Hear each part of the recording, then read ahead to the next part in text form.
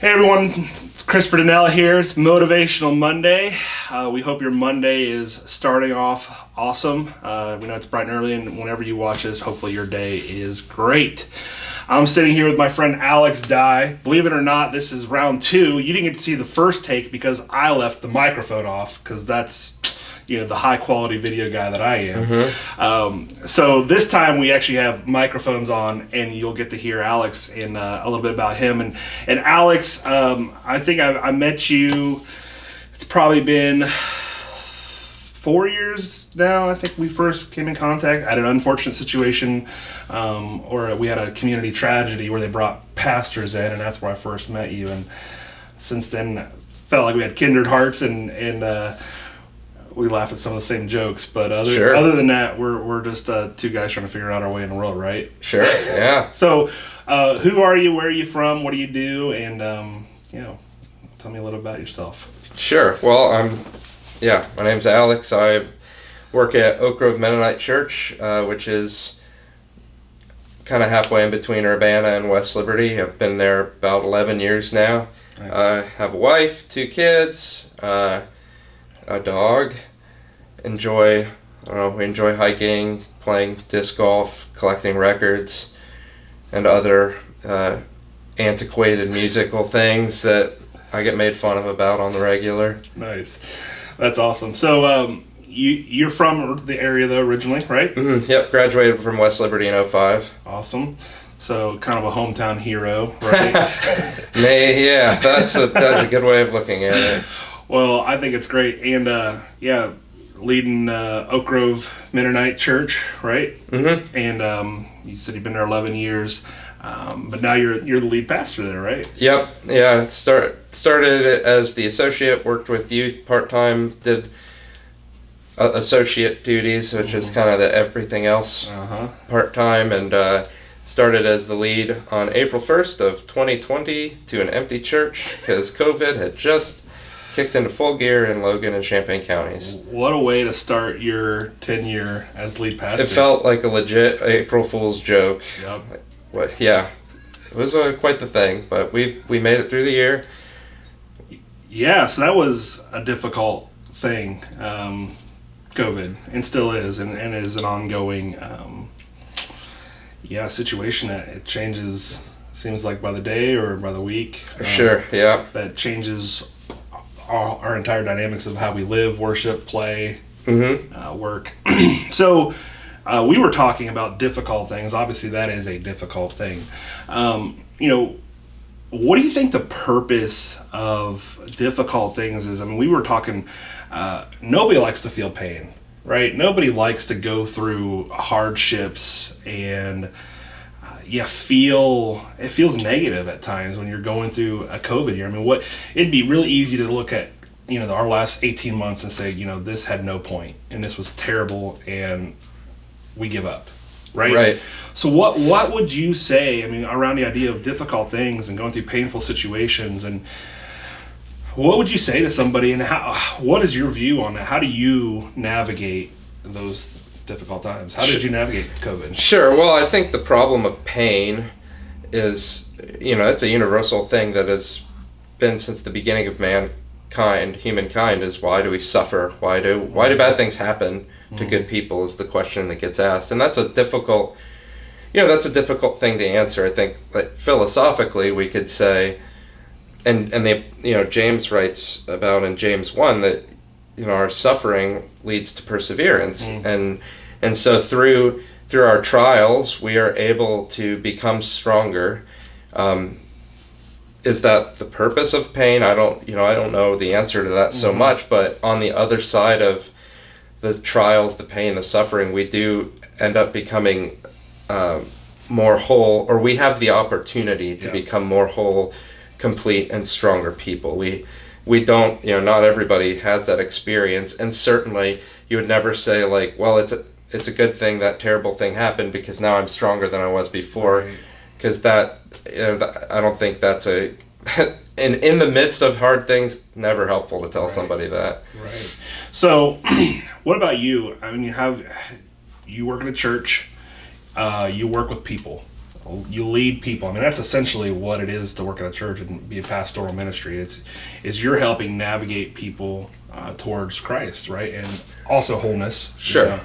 So what have you found difficult or hard in your 11 years in ministry? I mean, what's been a challenge for you to say, well, why do we need to do this? Why did this kind of hurts, you know? Well, I think leadership is hard always because you have to make unpopular decisions. You lead people sometimes where they don't want to go. You have to, or a good leader would consider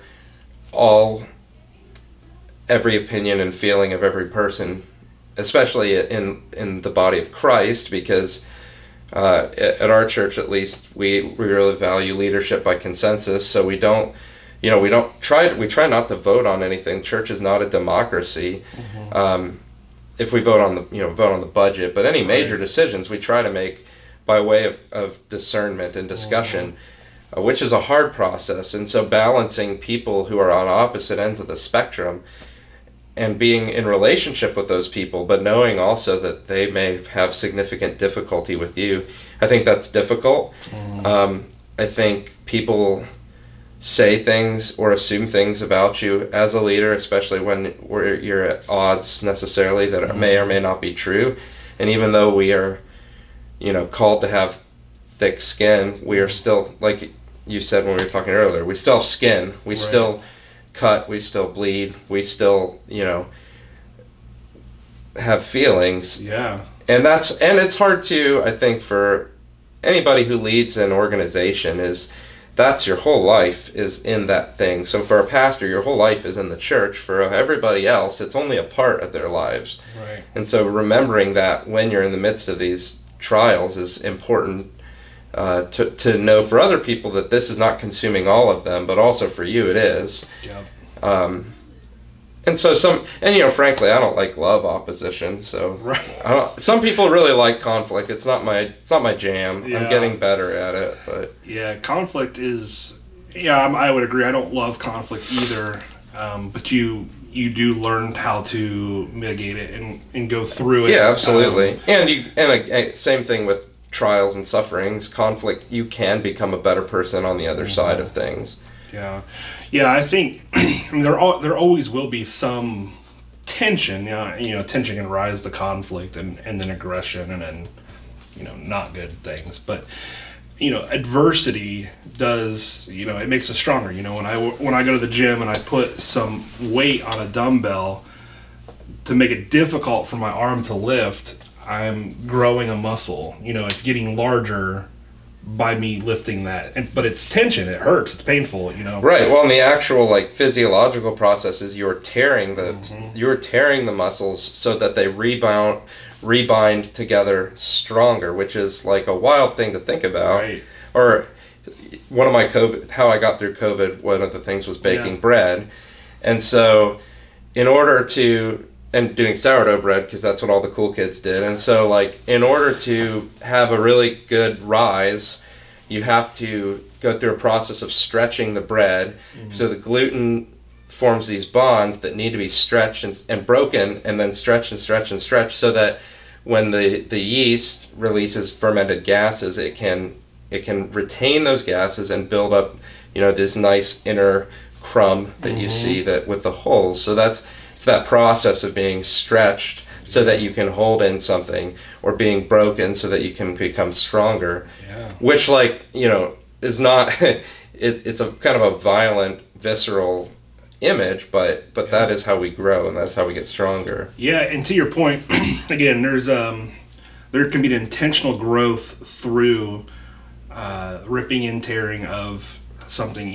Maybe it's our ego, maybe it's our growth process, whatever that looks like. But it's also, to your point earlier, don't just go through pain because pain equals good. That's right.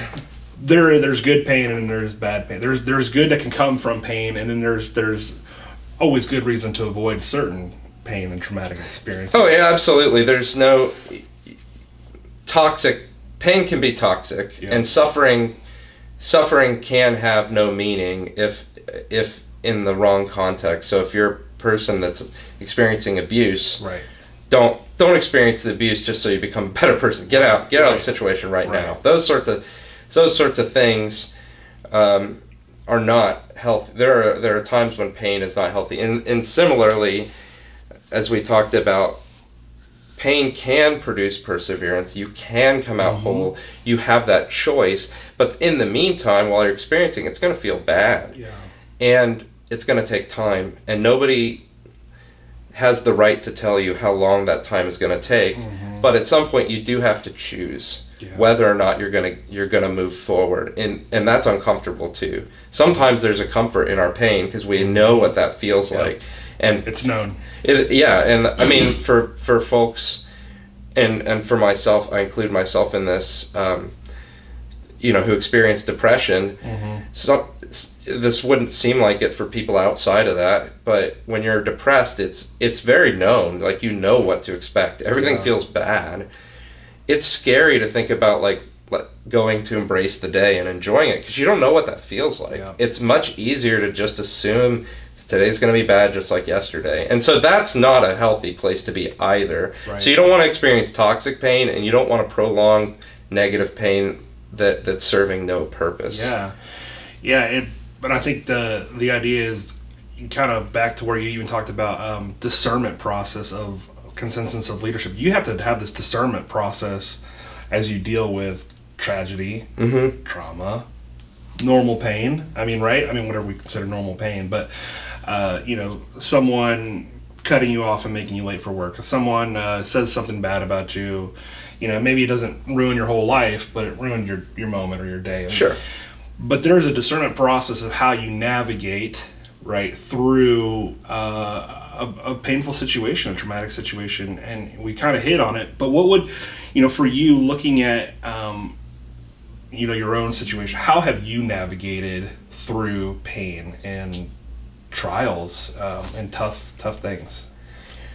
Different ways. I've certainly taken like the not good paths. You choose to numb the pain by TV or food or substances or whatever. And those are, I've done that before. I'm sure I'll do it again. Right. You can talk to people. That's a helpful path. I think one of the things that we can be doing intentionally is building up our ability to work through pain and suffering while we are not currently in pain and suffering. And there are practices, like mindfulness and such that help us, because our brains are, they talk about brains having neuroplasticity. They have the ability to stretch and grow. Yeah. And so we don't have to be tomorrow who we are today, and for good or bad. Right. But for instance, you talk about like someone cutting you off, or like yesterday I was trying to get my child. I didn't think it was even bad. It wasn't anything bad. I wanted her to get her shoes on or something. Yeah. Or I think we were trying to get her pajamas on so she could have her milk and go to bed. And she just like hauled off and threw a toy at my head for no reason. And my rage went like, right. But what you can do on the off time when those things aren't happening is work at like your brain, work on your brain so that it gets to a place so your automatic response is not to totally flip out. Right. Anger. It's still going to be there, but it doesn't have to go into a toxic level of I mean, we're all going to have automatic responses. Yeah. So, we work through pain while it's happening. We when it's over, like if it's a traumatic event, loss of a loved one, find out you have cancer, some loss of job. We work through things that have happened in the past. I highly recommend therapy, counseling. Everybody could use a counselor. Amen. And frankly, all of us could be a little medicated. Let's just put a little bit of Xanax in the water and we'd all be a little happier. But medicate through your doctor, not on your own. Yeah. But anyways, we process things later, and then we prepare ourselves, not like in a doomsday way, but we get our mind and our bodies in a space to receive suffering when it happens in a way that's as healthy as possible. Yeah, I think that feels countercultural, and not to beat up our culture, because there's a lot of good that comes from our culture, and it's a great thing to be in and of our culture at times. But to be countercultural for a minute, it seems like we try to get through pain as fast and as feeling as least amount as possible a lot of the times, right? Like, Right. okay, I had this terrible thing. How can I get over it really fast so I can move on to being happy again? Right. I mean, it's just like COVID. Why? I just want COVID to be able to go back to where it was before so I can be happy again. Or whatever. I want a different president. I want whatever it is that your MO was happiness before this thing I'm happened. upset that the McRib is off the menu. No more McRibs. Yes. Whatever McRibs are. They're supposed to be pork, but... No. There's no way. So, but being... They're not from the meat part of pigs anyways. Sorry, continue. No, you're good. But there's this idea of if okay, I again, for example, if it's the president, I just got to get through these next 4 years so I can get the person I think is going to be better back in there. But I mean, there's always going to be another 4 years and another 4 years. I know, and 4 years is a long time. It is. I've been reflecting a lot on our children because they're young, and like people are quick to tell us it's going to be passed in the blink of an eye, and you're going to miss it. And I'm like, you are not living through this right now. I've been screamed at by a toddler for an hour. Like, I'm going out of my mind. Yep. And so there are definite days, and there have been days where I count the hours, but then a recognition like those are still hours of life. I don't want to just, I don't want to just get to the next thing. Right. Because there's always going to be a next thing. It's like that, is it like a fable about the man that had the ball of string that he could pull and it would fast forward time, or the Adam Sandler movie Click. You could fast forward time and you get through the bad stuff, but you missed everything. Yeah. And even the painful parts are they can have their good. That isn't to say that God makes us suffer so that we have good, or that all. I think one of the most misused scriptures is all things work together for the good, as if there's some cosmic reason why that infant died of cancer or a car wreck, and then that other guy who lived a terrible life lived his whole life with no problems. Like, I don't think that God orchestrates things like that. What I think he does, or God does say, is that we can find good out of the bad things, not that bad things happened so that good could happen. Yeah, that's good. And that is, again, being intentional. Even how you said, I love what you said about almost preparing your brain for pain. Like, thinking, it's our process between here and the next moment that's not going to go our way, because there is a moment not going to go your way in the next few moments, right, whatever.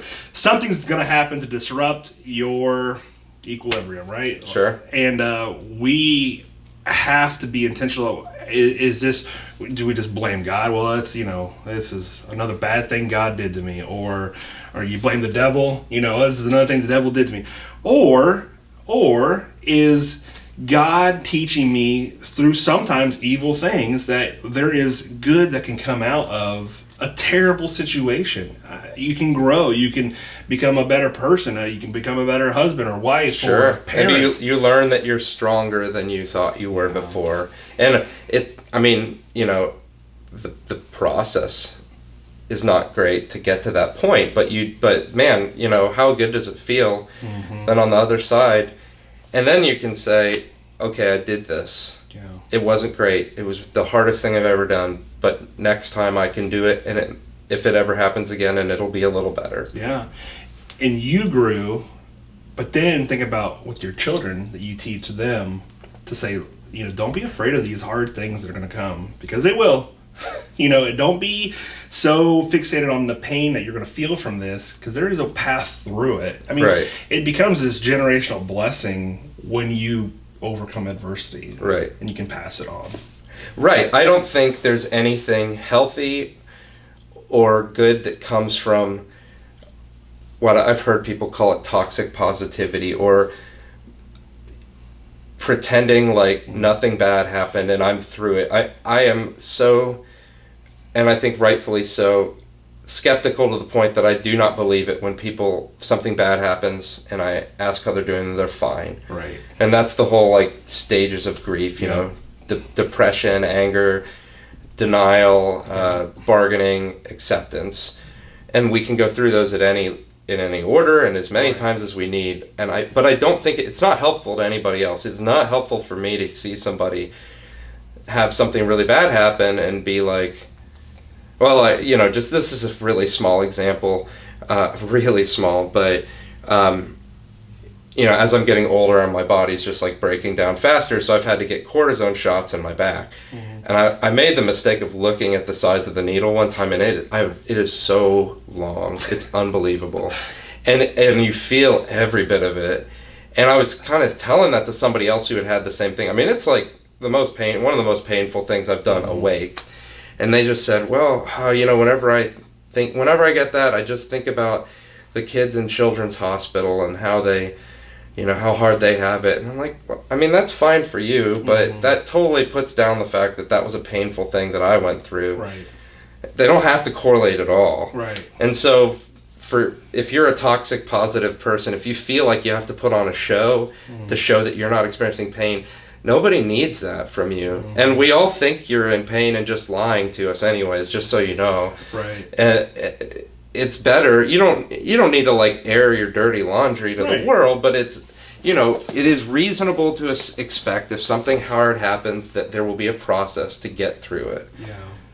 Well, again, I think full circle to our conversation. I mean, that's, again, we think of the scriptures and we think of the journey of God's story through mankind as like this giant positive thing, but there was so much loss and terrible things has happened, but there's also been periods of lament and holding your broken life in your hand loosely, but watching God do something beautiful with it afterwards. Sure.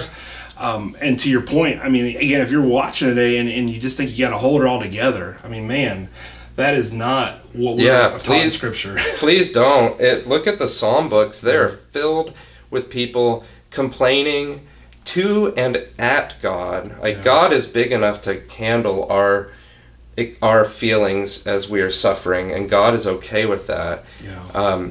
And I think the Psalms are a great place to go if you're struggling, because you will hear or you will read words that describe your experience, how you're feeling. That's good. So yeah, hopefully, I mean, if you feel, first of all, if you're listening to this and you're thinking, man, I'm going through something and I need someone to talk to, I mean, Alex or I would be a great resource. But start talking to somebody. Again, you can even scream at God if you need to. Sure. He can take it. Yeah. But the motivation today on this Monday morning, because Monday mornings can be painful as well in their own right, to start the week, and sometimes it's hard to get moving and motivated. But to know that life is not going to be perfect. It's not going to be painless. But preparing ourselves for pain, that process, that discernment process, how am I going to deal with this? And not just shoving it down and numbing it and pushing it away so I don't have to deal with it now. If we really want to overcome something quickly, like kind of our culture wants us to, we should start unpacking that pain a little bit, and you'll get through it eventually. Yep. If you're intentional with it. Absolutely. So again, hopefully you're encouraged this Monday. Hopefully you know that we're praying for you. We love you. Pain is real, but God's love and grace to get us through it is also real, and He'll carry us through sometimes some really dark moments, but when we do and we allow Him to work through us, we actually can be stronger and more adverse afterwards, and again pass it on to the next generation and teach others to overcome their pain. So again, we're so glad to be sitting with you this morning. Hope your Monday is great. We'll see you next week.